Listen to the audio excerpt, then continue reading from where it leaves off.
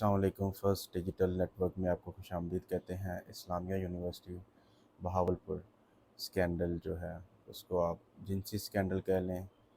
اس کو آپ video scandal کہہ لیں، اس کو آپ منشیات اسکینڈل کہہ لیں، اس کو آپ کوئی بھی نام دے سکتے ہیں، جو کہ کچھ دن پہلے ہی رونما ہوا ہے۔ اس کے بارے میں آپ کو ساری تفصیل، سارے احوال جو ہے وہ بیان کرتے ہیں۔ بیسیکلی یہ ہوا کیا ہے؟ اسلامیہ یونیورسٹی بہاولپور کے 5 کیمپس ہیں، جس میں سے 3 بہاولپور کے اندر ہیں، ایک رحیم یار خان اور ایک بہاول نگر میں ہے۔ ان سارے کیمپسز میں تقریباً 35,000 بچیاں جو ہیں وہ تعلیم حاصل کر رہی ہیں۔ ان کے ماں باپ ان کو اس لیے روزانہ اس یونیورسٹی میں بھیجتے ہیں تاکہ وہ ایک اچھا نظام تعلیم حاصل کر سکیں اور اپنی زندگی کو بہتر سے بہتر بنا سکیں اور اپنی زندگی میں آگے بڑھ سکیں۔ لیکن وہ اس چیز سے بالکل بے خبر تھے کہ آنے والے دنوں میں یہ ایک چیز ہونے والی ہے جس سے ان کے والدین کی راتوں کی نیند حرام ہو جائے گی۔ اب وہ اصل میں ہے کیا کہ اسلامیہ یونیورسٹی کے چیف سیکیورٹی ان کے پاس ایک موبائل میں ویڈیوز برآمد ہوئی ہیں جن کی تعداد تقریباً 54 سے 5500 بتائی جا رہی ہے۔ ان میں سے 100 سے زیادہ ننگی اور گندی ویڈیوز ہیں جس کے اندر اسٹوڈنٹس اور ٹیچر جو فیمیل اساتذہ ہیں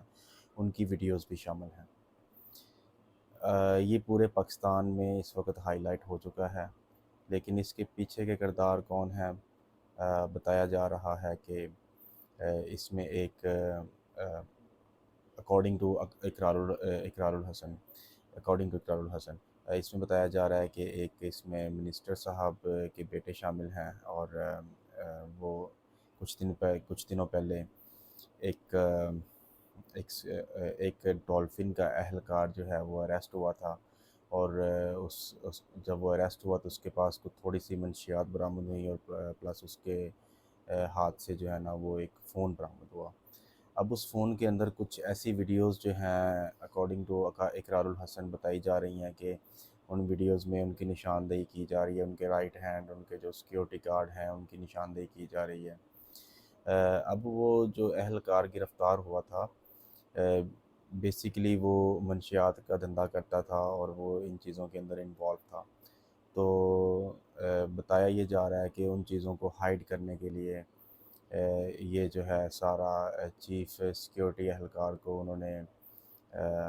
جو ہے گرفتار کرنے کے لیے بتایا جا رہا ہے کہ اس کا انہوں نے سارا جو ہے نا ڈرامہ رچایا۔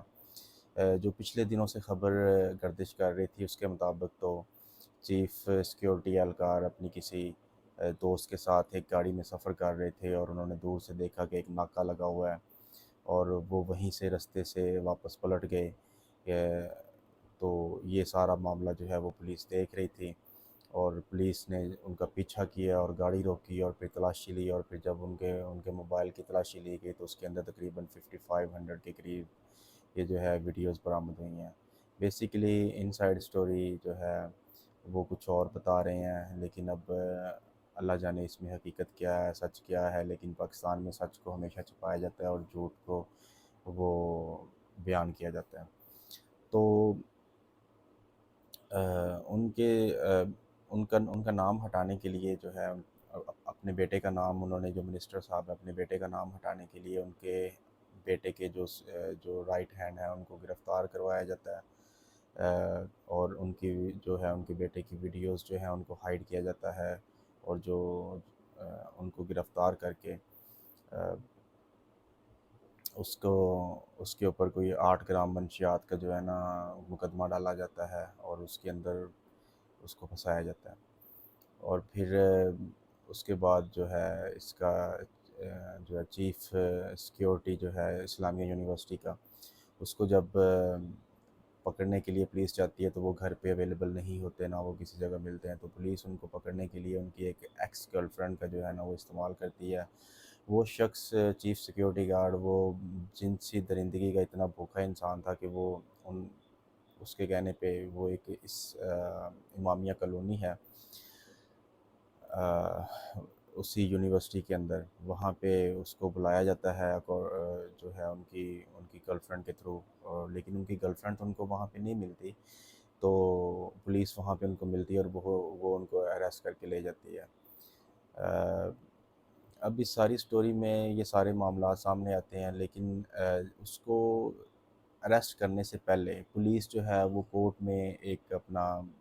بیان دیتی ہے کہ ہمیں اس کو جو چیف سیکیورٹی گارڈ ہے ہمیں اسے اریسٹ کرنے کی اجازت دی جائے۔ اس میں وہ اپنا موقف عدالت کے سامنے یہ رکھتے ہیں کہ ہم نے اس کا موبائل چیک کرنا ہے اور ہم نے وہ ساری ویڈیوز جو ہے وہ اس میں برآمد کرنی ہے، اور جو منشیات کا اندر دندہ جو ہے وہ چل رہا ہے وہ اس کو سارا جو ہے نا ہم نے دیکھنا ہے۔ تو جب عدالت اس چیز کو دیتی ہے اور جب وہ چیف سیکیورٹی گارڈ جو ہے وہ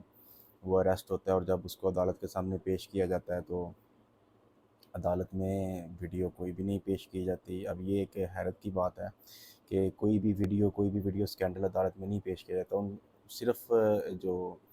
منشیات کا جو معاملہ ہے صرف وہی عدالت میں اٹھایا جاتا ہے، اور وہ عدالت باقاعدہ یہ سوال پوچھتی ہے کہ آپ نے ویڈیو اسکینڈل کے اوپر ہم سے یہ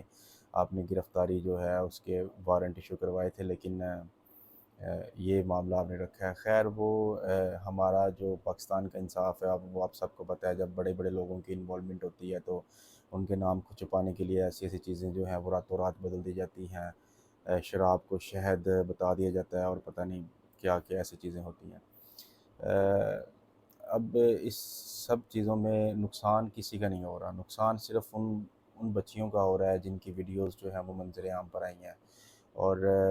ان والدین کا دکھ کا اندازہ ہم نہیں لگا سکتے، ان کی تکلیف کے دکھ جو ہے نا اس کا اندازہ ہم نہیں لگا سکتے کہ وہ اس وقت کس تکلیف سے گزر رہے ہیں۔ 35,000 طالبات کے والدین اس وقت وہ اس پریشانی میں مبتلا ہیں کہ کہیں ان کی بیٹی کی ویڈیو جو ہے وہ اس میں نہ ہو اور کہیں ان کی اس طرح بدنامی نہ ہو جائے۔ تو اللہ ہی کرم کرے اس ملک کے اوپر۔ باقی یہ ہے کہ آپ بھی ان کے لیے دعا کیجئے گا کہ اللہ پاک ان والدین کے لیے آسانیاں فرمائے، ہم بھی ان کے لیے دعا کریں گے اللہ پاک ان کے لیے آسانیاں فرمائے، اور اسپیشلی اس ملک کے اوپر اللہ پاک اپنا نظر کرم فرمائے کہ ہمارے ملک کے حالات اتنے زیادہ خراب ہیں، اور ان خراب حالات میں، ان خراب معیشت میں، اور یہ حکومت جو ہے یہ جانے والی ہے لیکن یہ کر بھی کہہ سکتی ہے کیونکہ اس حکومت کے نہ تو پاؤں ہیں نہ پیر ہیں۔ دعاؤں میں یاد رکھیے گا۔ اللہ حافظ۔